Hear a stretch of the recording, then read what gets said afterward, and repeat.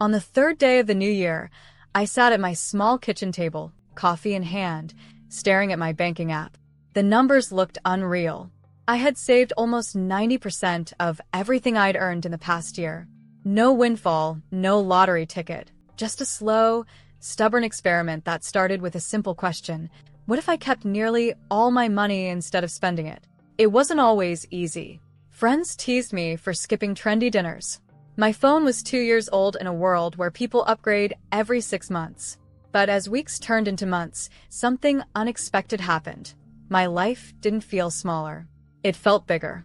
That morning, watching my savings grow, I realized this wasn't just about money. It was about time, choices, and freedom, the kind that can't be bought on sale. This was my first taste of what I now call the time dividend. Why I tried this, from curiosity to commitment. It started as a small thought I couldn't shake.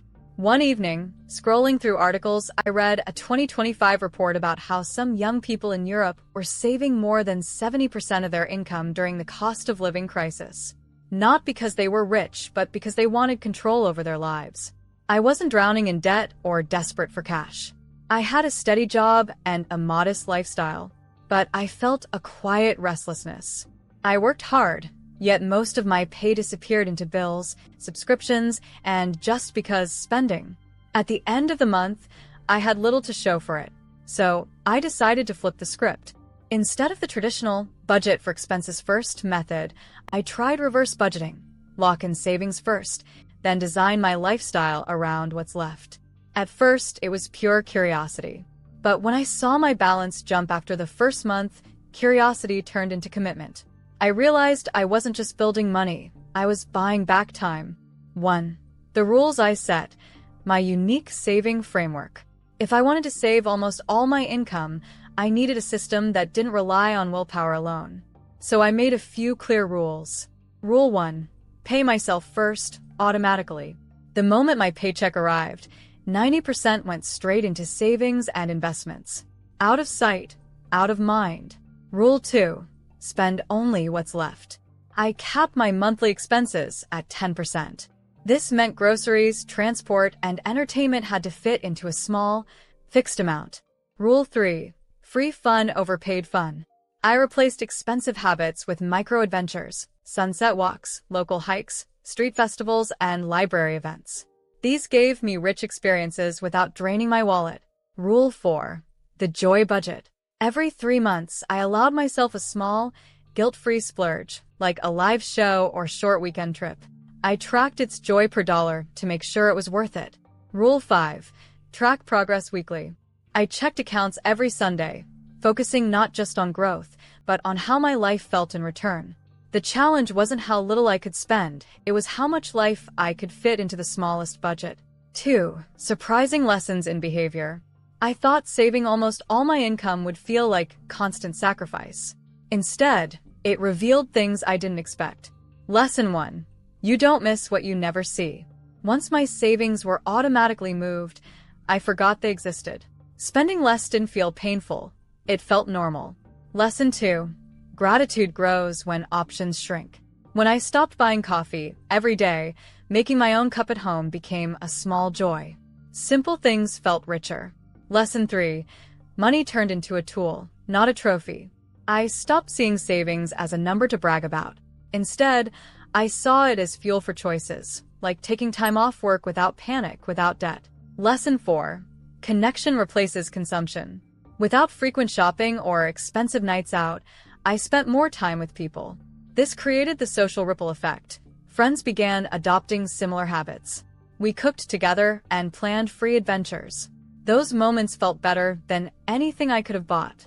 There was also a mental shift. Instead of asking, "Can I afford this?" I began asking, "Will this make my life better?" That single question changed my habits more than any budget app ever could. At first, enough meant a certain bank balance. Later, it was a sense of calm knowing I could handle surprises. And the best surprise? The time dividend. With my expenses low, I could afford to work fewer hours without fear. The quiet Tuesday mornings I spent reading felt like luxury. Saving became less about deprivation and more about discovering what truly matters. And that's when the biggest transformation began.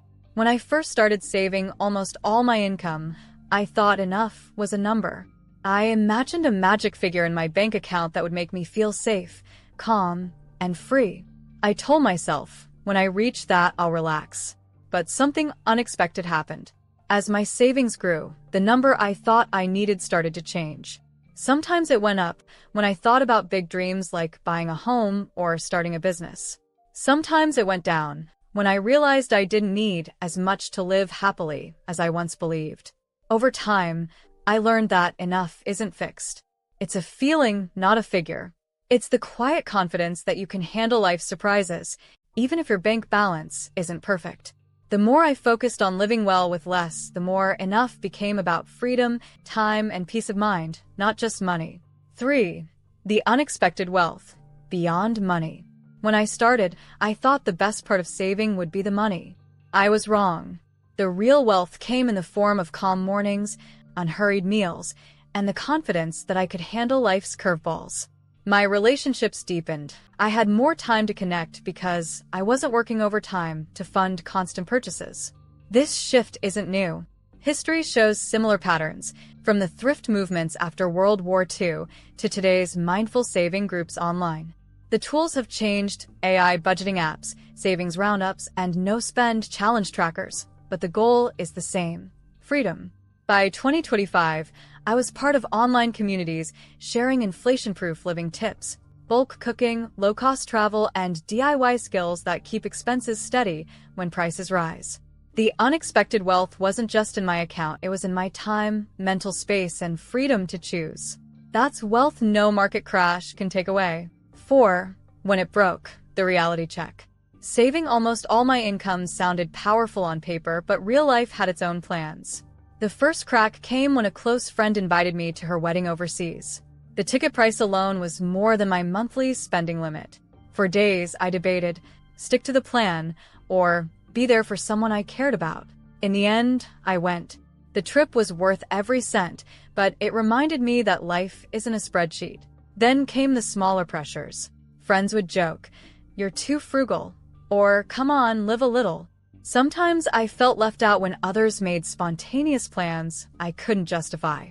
The strict discipline also caused budget fatigue. Tracking every cost and saying no so often became mentally tiring.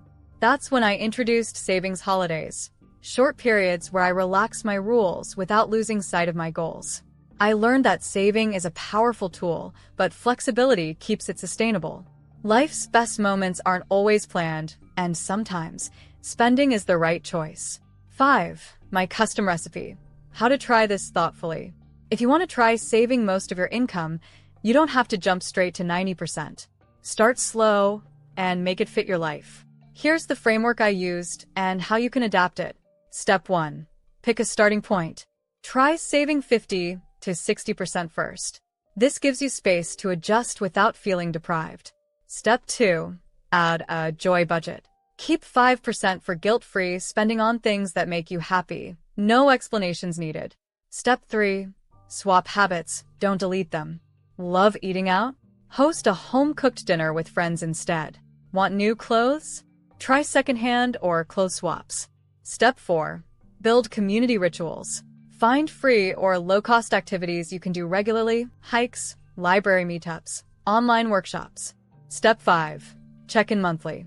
Look at your savings growth and how you feel. Adjust if your lifestyle starts to feel too tight. The goal isn't to spend nothing. It's to spend intentionally. You're building a system you can live with, not just survive. Looking back, I realize I didn't need to save everything to change my life. The real magic wasn't in hitting a perfect number. It was in learning what mattered most. Saving almost all my income gave me options, but it also taught me balance. A full bank account is meaningless if your days feel empty. Some of my favorite moments: coffee with a friend, a spontaneous day trip, helping family, costs money, and that's okay. If I could tell my past self one thing, it would be this: the point of saving isn't to hide your money, it's to use it with purpose. Spend on what you love, skip what you don't, and let the rest grow quietly. Because the greatest return on saving isn't wealth, it's freedom. And that's priceless. Don't forget to like, comment, and subscribe to the channel to see more content like this. Thanks for watching, and I'll see you in the next video.